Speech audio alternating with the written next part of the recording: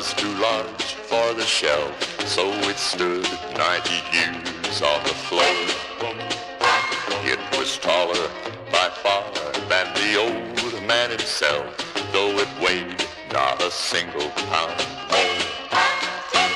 It was bought on the morn of the day that he was born, and was always his treasure and pride. But it stopped short, never to go again when the old man died. The old clock looked down on the first step he took as he left my great-grandmother's arms. It watched over him when he read his first book, and he saw his first love and her charm.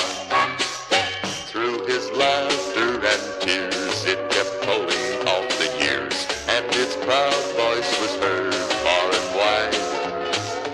But it stopped short, never to go again when the old man died.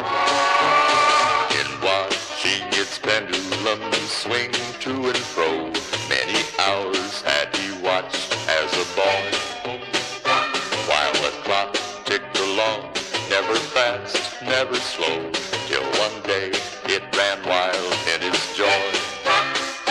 For it struck 24 when he entered at the door with the blushing and beautiful bride.